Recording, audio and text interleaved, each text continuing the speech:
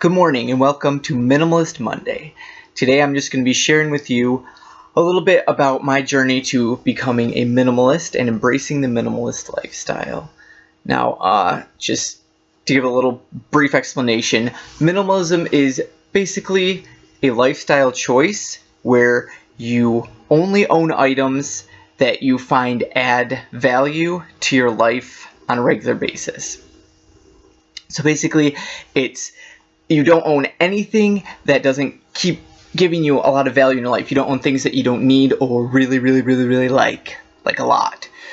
So, how I got to this point in my life, a couple of years ago, I went to my family's cabin for a couple weeks, and I only packed just a couple black t-shirts because I figure I'll probably be swimming a lot and going around shirtless and whatever, so I'll just need a couple of shirts.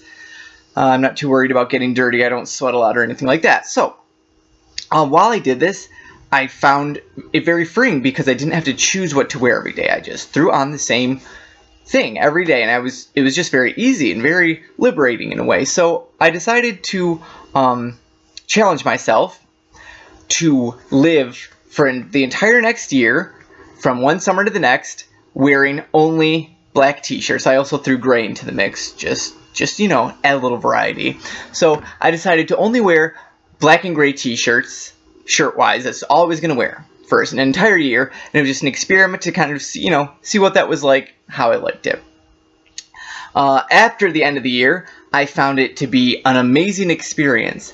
I found it to be just liberating to not have to worry about all these clothes. I was doing less laundry. I didn't have to choose what to wear every day. And there were shirts that I liked. I just liked having a plain shirt on. So it was a success, and I decided to go from there.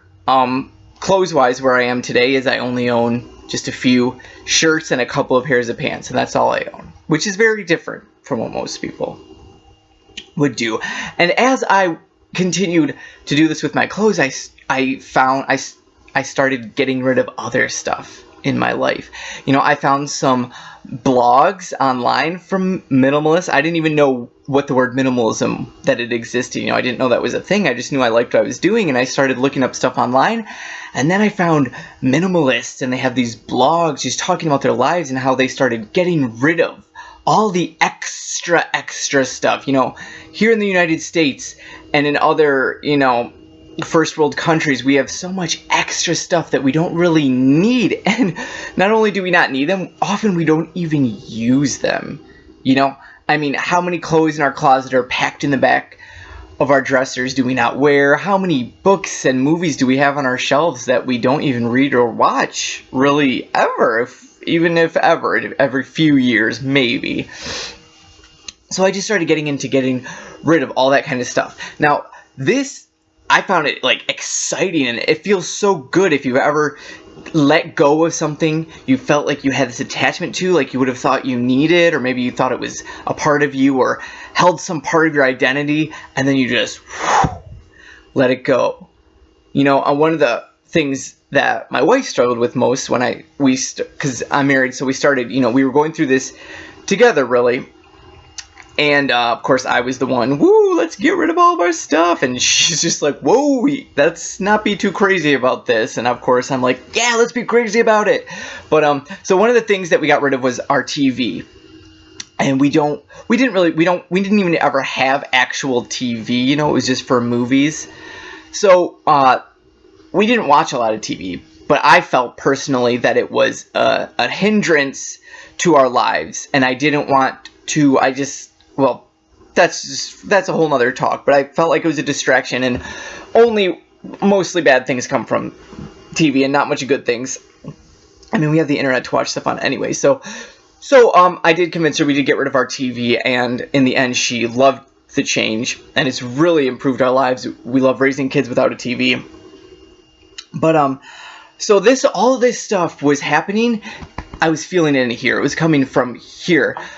But as it felt right to me. It felt good. It felt good to get down to just what I needed. But as this was happening and I'm reading these minimalist blogs, things up here started turning. The wheel started turning, and I started seeing the reasons why. And now here comes the first step I think, to becoming a minimalist is that you have to take the culture that you're given from birth or whatever, and you have to set it aside and see what's left. And look outside of it and think, how do I really want to be living my life? And what do I really need to do that?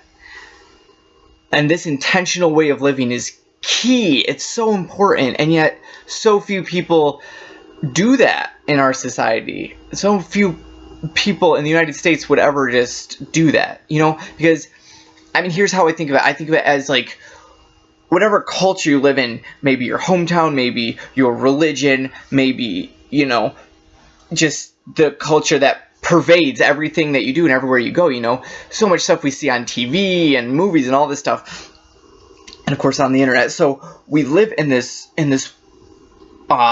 sort of, I picture like a town or a village, and it's got these walls around it, these huge walls, and everyone sees the same walls and thinks that the walls are all there is, and that's the normal thing. And they know that people live outside the walls. They do know this, but they think that, oh yeah, well, that's what they do over in that country, that's what they do in those religions, that's other things. But that doesn't really, these are my walls. These are what I do. And the first step you got to do is you have to find a door and go outside the walls. And if there isn't a door, you need to make one. You need to crawl out of a window. You need to find a place. You need to dig a hole in the ground, go under it, and come up and look all around you and see the world. And you know what you need to do? You need to leave everything else behind you. So just come up and you'll see all these other things. You open your mind. This is all up here. This is what I'm talking about. This is all up here. You open your mind to new ideas and to new thoughts about what adds value to your life. What are you living for? I'm a Catholic. I try my best to live for God, and it's a struggle, and it's this idea of living for Christ and living for other people and doing what God wants you to do to make other people's lives better and to lead them to Him.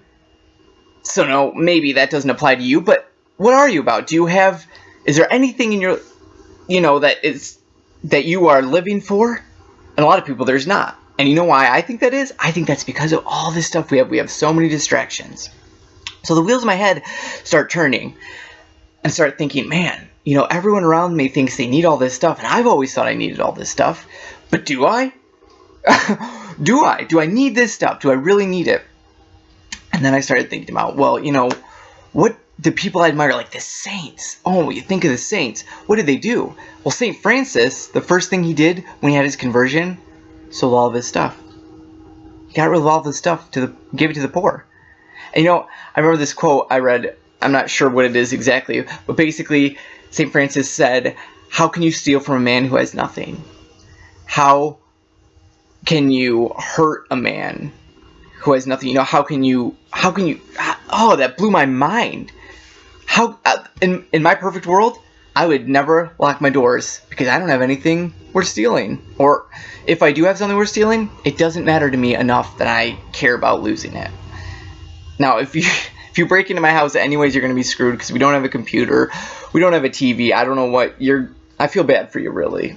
I'll leave some cookies out next vacation just in case someone breaks in, you'll get something at least. But so, St. Francis, Mother Teresa, you think of all of these people. Pope Francis right now, the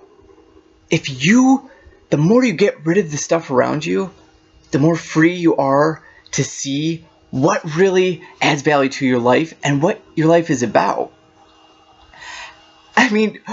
We all know the parable. Well, okay, we don't all know, but for those people who read the Bible or familiar with it, there's a parable where Jesus says to a man who's like, I followed all the 10 commandments. I did everything I was ever supposed to. What do I need to do to get into heaven? And Jesus is like, well, you need to sell everything, give it to the poor, and have nothing left, and then just follow me. And the guy was like, yeah, no, sorry. Peace out. I'm not doing that. And I think that's what we do a lot in our everyday lives. We have so much stuff. Why do we ignore the fact that Jesus said, sell it all and follow me? Get rid of it all and follow me. He said that it's going to be harder for a rich man to get into heaven than for a camel to get through the head of a needle. And we think of this and we're like, yeah, oh man, it's going to be really hard for like Bill Gates to get into heaven. I hope Steve Jobs got there, he was pretty rich or whatever. But we're all rich. If you live in a first world country, you are rich. Just by default. I mean, yeah, maybe you, okay, obviously we have homeless people and stuff like that, but for the most part, even middle class people, even lower class people, we are so rich. We have so much stuff we don't need. But we need to get out of this American, United States, first world cultural mindset of consumerism, of I need to own all these things, I need to fill my life with all these objects and items, and those don't add value to your life. They don't. And I know we all say that, we know, yeah, like I know that, we all know that there's more to life, and it's what's inside that counts. But the medium is the message. I don't know if you've ever heard that before, but the way you live says something about how you live and why you live. So if you can't say that objects and personal objects and possessions are meaningless and then have tons of them. That doesn't make sense. Can you honestly say that your possessions don't matter to you? You probably can't. I couldn't. It took me a long time to get where I am today. So I think that if this at all is something that you're interested in doing, you should. It doesn't have to be like a big leap, like, oh, throw everything off the ship. Woo. I mean, and that is how I am, more so. But for most people, what I suggest you do is just start by asking the question why. Just the simple question why about different things in your life. Why do I need this? Why do I use it? Do I really need it? Just say why. Why do I have so many clothes? Do I need that many clothes? Can I get rid of half of my clothes, or can I get rid of just one shirt? Just start asking why, and start thinking, what if? Like, what would it be like to have less stuff? And really, you don't have to get rid of things. I shove stuff in the garage all the time and think, this is something I want to get rid of, but I'm not ready to yet. So throw it in the garage, and then I can get rid of it later, or I can go digging for it when I decide that I do need it. So I suggest you just start exploring and start questioning and start thinking about, how can I get outside the walls of my culture and start really discovering what I need and who I am underneath all this stuff. And then maybe we will find some more freedom in this world. Have a good day. God bless.